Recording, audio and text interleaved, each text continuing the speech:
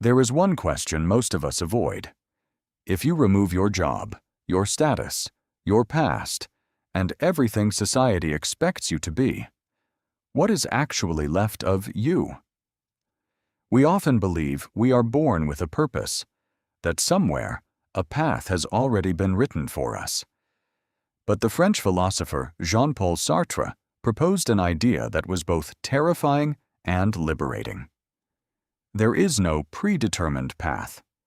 You do not discover yourself. You create yourself.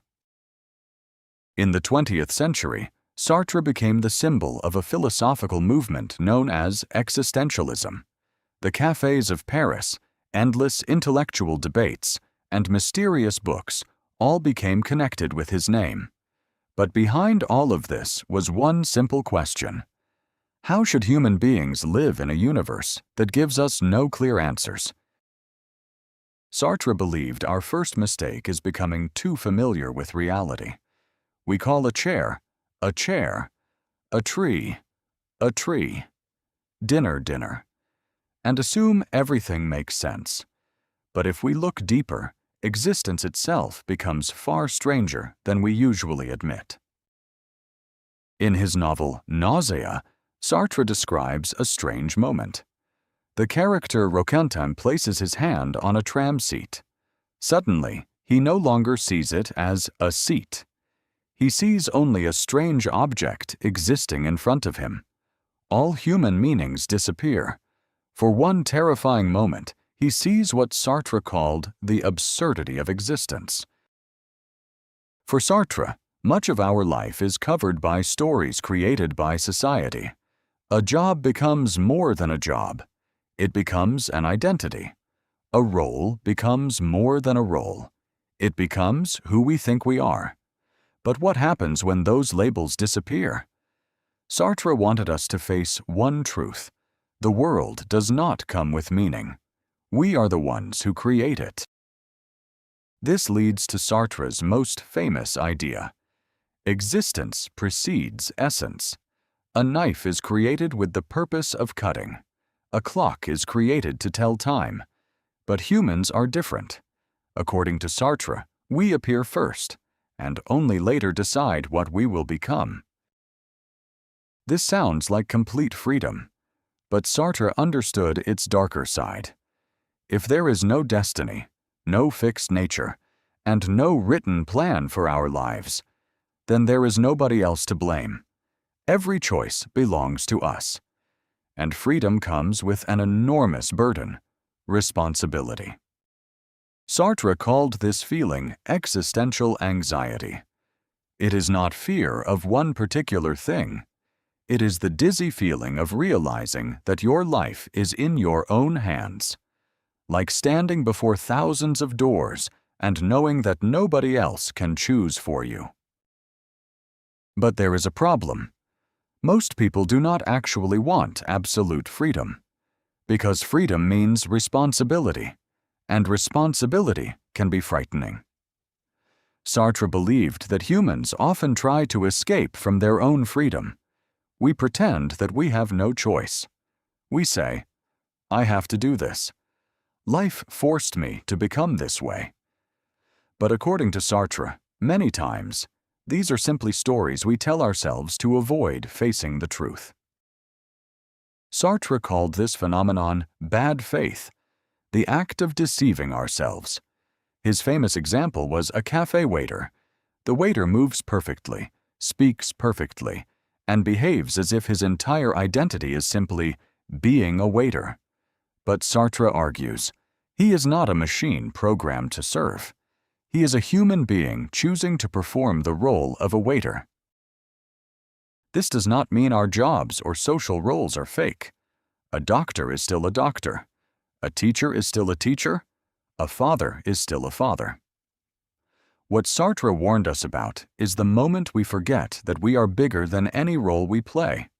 When we say, "I cannot change because this is just who I am," perhaps we are building an invisible prison around ourselves. This is what makes Sartre's philosophy both uncomfortable and powerful. He does not allow us to hide completely behind our circumstances. Your past can influence you. Society can limit you. Other people can judge you.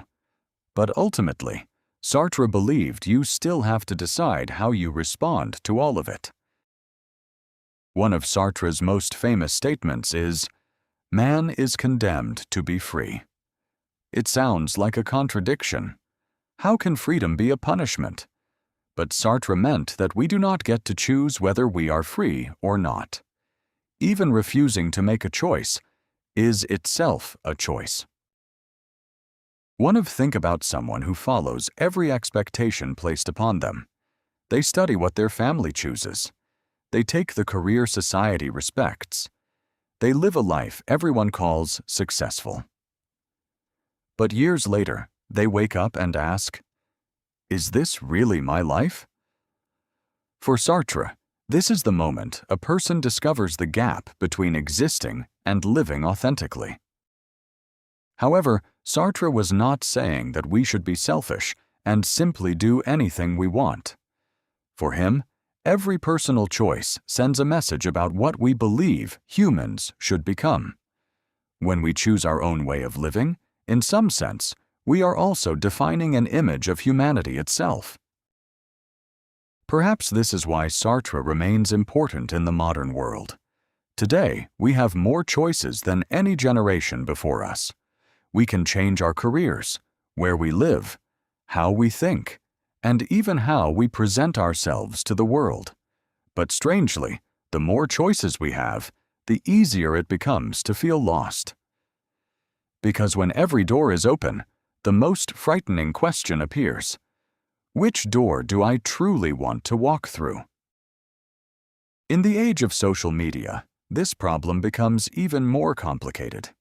Every day we see perfect versions of other people, perfect careers, perfect bodies, perfect lives, and it becomes easy to build ourselves based on how others see us. Sartre called this the power of the look. When we turn ourselves into an object in the eyes of others instead of living as free individuals.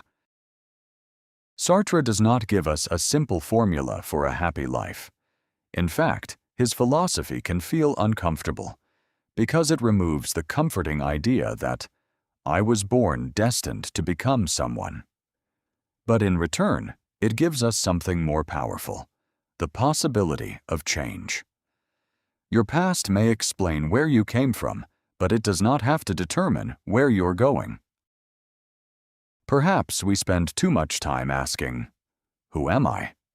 But Sartre believed there is a more important question: who am I choosing to become? Because humans are not finished statues. We are unfinished works of art, constantly created through our actions, decisions, and responsibilities. And in the end, Sartre's greatest message is not that life is meaningless. It is that meaning is not something we discover. It is something we create. There is no book where your story has already been written. No one else can live your life for you. Every small choice you make is how you answer the greatest question: who will you become?